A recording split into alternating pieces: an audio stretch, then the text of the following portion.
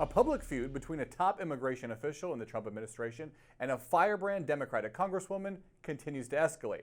Border Czar Tom Homan says he's now asking the Department of Justice to investigate Representative Alexandria Ocasio-Cortez. He says her response to the Trump administration's crackdown on illegal immigration may have broken the law. AOC's office recently hosted a webinar instructing constituents of their rights during ICE encounters. It included the right to not open the door for ICE agents and to refuse to present documents or information.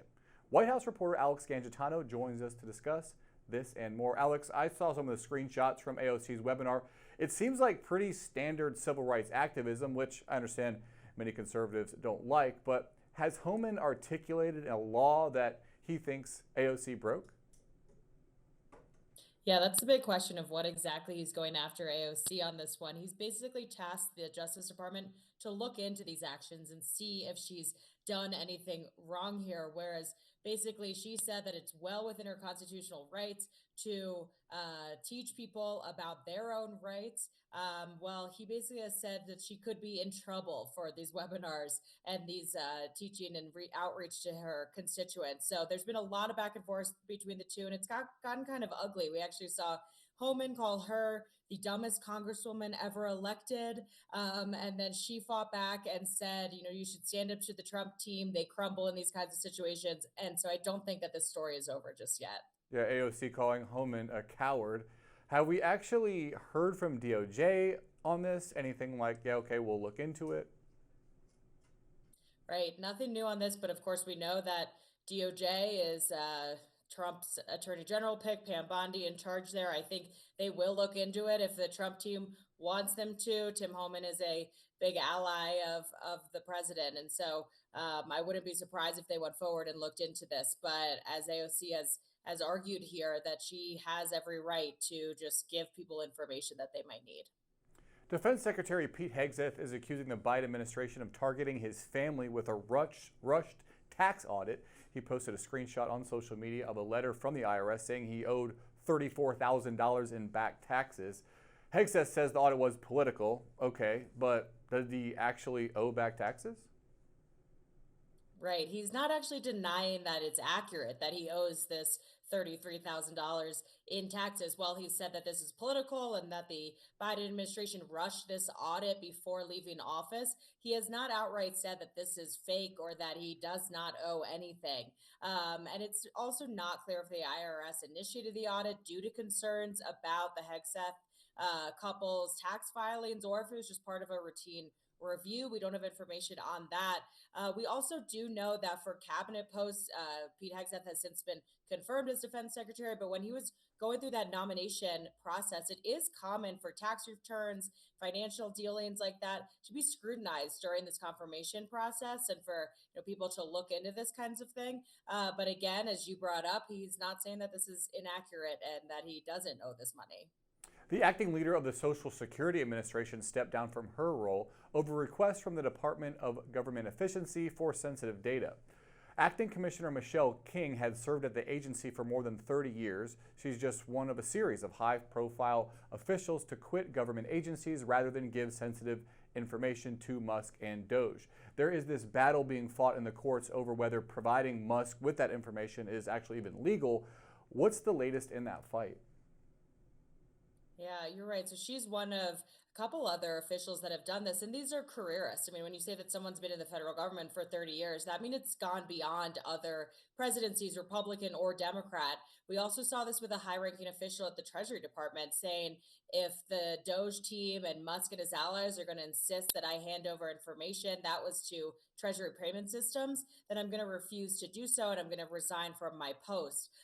So, it has raised alarm bells from Democrats, from watchdogs, if people of this, caliber of 30 years of federal service are willing to step down over these issues. And it's gotten into the courts, lawsuit from some 14 states have said that basically Musk and his allies should not be able to get access to these systems, that it's actually unconstitutional for them to, because they haven't been confirmed by the Senate. They're not in a kind of role that the senators have been able to go through a confirmation process, look into their background. They just slipped into these roles as, advisors to the White House, or people that were brought on by Elon Musk. And so I think this is something we're going to see play out in the courts of if they actually do have a constitutional right in order to access some of these pretty highly sensitive data and systems. And Alex, speaking of Musk, he's suggesting an audit of U.S. gold reserves at Fort Knox. Musk suggested on social media the gold may not actually be there and might have been stolen. Is this conspiracy peddling from Musk? There's no reason to believe that the gold isn't actually in Fort Knox, is there? That's right. This kind of popped up. It's an interesting one that suddenly he's suggesting now that maybe the government has been lying to us about the gold there. Definitely a new theory being floated around. But what's interesting about this is that he has some support from Republican senators. Senator Mike Lee of Utah, Rand Paul from Kentucky have kind of encouraged him to go into Fort Knox and to look into how much gold is actually in the reserve and what actually goes on. I mean, this is one of the most highly secured places in the country. It actually hasn't been visited since 1974 when a group of members of Congress went in there to assess the reserve. So a lot of questions over if he actually could get access to this, but we have seen him get access to a lot of things that I think Americans didn't think he'd be able to. So this is just the next thing he's targeting. Yeah, Musk actually says he wants to do a live video stream walkthrough of Fort Knox, which would be amazing considering the notoriously secretive nature of the installation there. Is this just an example, do you think, of Musk finding a door that says do not enter on it and just being inclined by his nature to want to kick it down? Yeah, I think that is kind of his MO of if you tell me I'm not allowed in here. I mean, back to the Treasury Department payment systems, that was one of the first things they targeted. And it was considered, wild for somebody to be able to access those systems if you weren't a decades long careerist in the federal government. And he said, well, I want access to them. And eventually he was able to get a read-only access. And so it's just another example of when he's told no, he figures out a way around this. But I mean, this would be a really phenomenal thing if he was able to pull off, just considering, as you mentioned, how secure, how, Americans have no idea what it even looks like inside there. If he was able to live stream that, that would be quite the feat if he could accomplish that. And DOGE has set up accounts on X for the IRS and SEC, asking the public for help in finding waste, fraud, and abuse. Crowdsourcing government waste. Interesting idea. I feel bad for the DOGE employee that has to sift through all that information, but I don't know. Online sleuths have a pretty good track record of uncovering secrets. Yeah, well, we know that Elon Musk loves social media. He owns X. This is kind of his pattern of the way he operates is he wants to reach out to the public and say, what do you all think? And he's also promised, this level of transparency. I think this is a level of that. So basically he's saying, let us know if you know of abuse and fraud at the IRS and the SEC or waste. And I think that's been a lot of the question that we all have for the White House and for the DOGE team is, if it's an example of waste and something that maybe the Trump administration doesn't agree with the U.S. spending money on that maybe the Biden administration did, or is it actually fraud and abuse? And so the examples of, actual abuse of tax dollar money are the ones that we're not seeing more so than they just think that things are being spent money on when they aren't necessarily necessary, according to this administration. So we know that he also called out others on X to give him information about the CFPB and what they were working on and tips if they've gone after banks. The same now with the IRS and the SEC. So this is kind of him trying to outsource. But you're right. I think there'll be an influx of information and a lot to go through of just people saying, I think this is wasteful that our government spends money on this. Yeah, that's going to take some time. The Senate will consider a number of Trump's cabinet picks this week, including Labor Secretary nominee Lori Chavez-DeRemer. She's a fascinating pick. She's a former Republican congresswoman from Oregon. She has support from labor unions, but is expected to face a grilling from Republicans. Why is she so controversial? Yeah, so her support from labor unions stems from the fact that she has supported pro-union legislation. It's called the PRO Act. It was going around Congress last Congress, but wasn't able to really gain footing. But basically, this is a really democratic ideology, bill that Republicans are not supportive of. It would basically expand the protections that labor unions can give to workers, make them even more powerful. So the fact that she is that pro-union, that she supported this, I think a lot of Republicans take issue with. But what's interesting is that we might see some Democrats support her, that she has enough support in order to get confirmed. We haven't seen a lot of bipartisan support for Trump nominees since, Secretary of State Marco Rubio got confirmed. He was the first to do so and had bipartisan support. And so this would definitely be a change. And since then, we haven't seen, Democrats wanting to back these Trump nominees. But we've actually already heard that Pennsylvania Senator John Fetterman would support her because he is excited about the fact that somebody running the Labor Department could be a pro-labor cabinet official inside of a Republican administration. I want to also ask you about Elbridge Colby. He's Trump's pick for Defense Undersecretary for Policy. The pick is leading to a public spat between factions inside the GOP. Colby was an Iraq war critic. He's been criticized by foreign policy hawks as dovish on Iran. Charlie Kirk, the well-connected conservative commentator, called out Senator Tom Cotton on social media. Cotton is the Republican chair of the Senate Intel Committee. Take us inside this fight. Yeah, this is a really interesting one. So a lot of Republicans, including Tom Cotton, as you mentioned, have an issue with Colby's, international defense views. Basically, he's advocated for U.S. defense efforts to focus less on the Middle East and more on the threat of China. Charlie Kirk is really behind this Trump pick and has taken on people like Senator Cotton and calling them out for opposing somebody like Colby. And then we also saw some other people in, the MAGA world get involved. Fox News's Mark Levin on X said he disagreed with Kirk, saying that there are solid policy reasons to oppose Colby. Meanwhile, Vice President Vance, of course, is backing Colby and says that he's been consistently right about foreign policy debates for the last 20 years. That includes, the war in Iraq, like you mentioned. So a lot of people getting involved here, but we're seeing, Kirk and of course the vice president backing the president's pick, even though he's not really aligned with a lot of these Republican lawmakers. Colby's Senate confirmation hearing yet to be scheduled, but that is going to be an interesting one to watch when it happens. Alex Gangitano, thanks so much. Thanks, Joe. The battle over the Trump administration's agenda has begun to flood federal courtrooms across the country, with over 70 lawsuits or complaints filed in just the past 4 weeks. And we will now see the first case head to the U.S. Supreme Court. Joining me now is the Hill's courts and legal reporter, Zach Schonfeld. Zach, the Trump administration is heading to the Supreme Court for the first time. It's a case centered around the firing of a head of a government ethics watchdog agency. Today, we saw the courts formally put this case on the docket and set a schedule. How fast are justices moving here, and why does this case matter?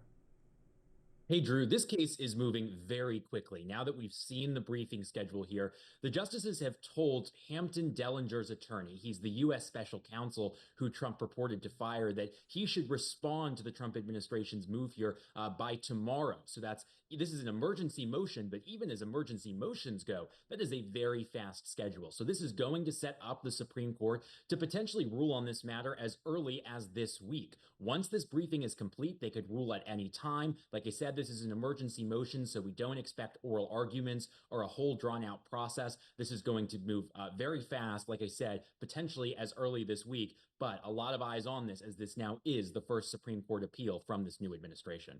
And the Trump administration is facing over 70 lawsuits or complaints so far over their actions, and they can add another one to the list, a new suit filed Monday looking to block DOGE from accessing personal taxpayer data at the IRS. How similar is this to lawsuits looking to block Musk's team from other departments? It is pretty similar in that all of these lawsuits bring up a federal law called the Privacy Act that mandates how the federal government can handle Americans' sensitive and personal information, whether it be when you apply for government benefits, when you're going to college and you fill out the FAFSA and you're getting, student loans and all of that. So in that respect, it is similar. But they also bring up additional arguments because of the fact that we're talking about the Internal Revenue Service and Americans' taxpayer records. So in addition to the Privacy Act, they're also bringing claims here actually under federal tax law, saying that this access violates that as well. So there are some similarities, and even beyond the legal claims, what we've really seen judges have to grapple with here across all of these different lawsuits is just trying to understand exactly what is DOGE doing and also how it's structured. We saw in another case just last night, there was a new filing in which the White House is now indicating that Elon Musk is actually not an employee of DOGE. They say he is an employee at the White House where he is a senior advisor to the president. Do you think it's going to take a ruling from the Supreme Court to decide just how much access DOGE will have to government data and departments, government-wide? It's very possible that one of these or more of these cases at some point does get to the Supreme Court. Right now, we're really in the emergency stages of this litigation. So much of Elon Musk and DOGE's plans has been happening very rapidly. They're going agency by agency, looking to dismantle parts of the federal bureaucracy. So like we were just talking about, a lot of these judges have been trying to really understand the facts on the ground, and they've been issuing these very temporary rulings that in many respects just seek to keep the status quo in place. So it's a potential that, we have to get a little bit longer in these cases and more before there's a chance where this case actually does get to the Supreme Court with some of the facts more established. And in other legal news, the judge overseeing New York City Mayor Eric Adams' case is calling the DOJ and Adams into court Wednesday, looking for answers on why the charges against Adams were dropped. What's the motive behind this hearing, and does the judge have the authority to reverse the Department of Justice's decision? The judge does have some authority here, but it is very limited. Federal prosecutors normally have wide discretion in terms of making prosecutorial decisions, whether it be to bring a case in the first place or whether it is here where they have brought a case, they went before a grand jury, they got an indictment of the New York City mayor, and are now seeking to drop those charges. But we saw in the judge's order when he announced that he would hold this hearing on Wednesday, he cited some case law indicating that, the judge does have to take a look at this. It's not just a rubber stamp, and that there may be a rare exception where the judge can overrule the Justice Department's desire to drop this case. We expect, of course, all of these issues to come up tomorrow, and we expect the parties to really start hashing out exactly how much discretion they believe the judge has versus how much he just needs to defer to the Justice Department and how they want to see this case dropped. All right, that's all I got. Zach Schonfeld, thank you so much. Thanks, Drew. A new proposal for our military. In today's Political Minute, News Nation Washington Bureau Chief Mike Vaquera breaks down how President Trump's pitch to China and Russia could impact U.S. defense spending. President Trump's pitch to cut the Pentagon's piggy bank. I'm Mike Vaquera, News Nation Washington Bureau Chief. The president making clear that when it comes to spending cuts, nothing is off limits, including defense spending, but only if Russia and China do the same. One of the first meetings I want to have is with President Xi of China, President Putin of Russia, and I want to say, let's cut our military budget in half.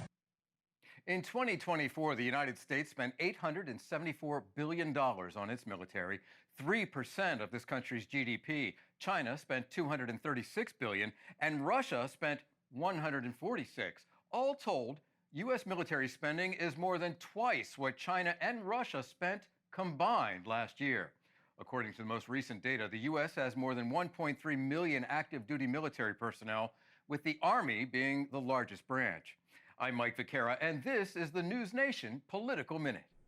And you can find more news and analysis from Mike and our colleagues 24/7 on News Nation. To find News Nation on your screen, go to joinnn.com. That's today's Daily Debrief. I'm Drew Petromo. Be sure to like, share, and subscribe to the Hills YouTube channel. And come back here soon for the intersection between politics and policy.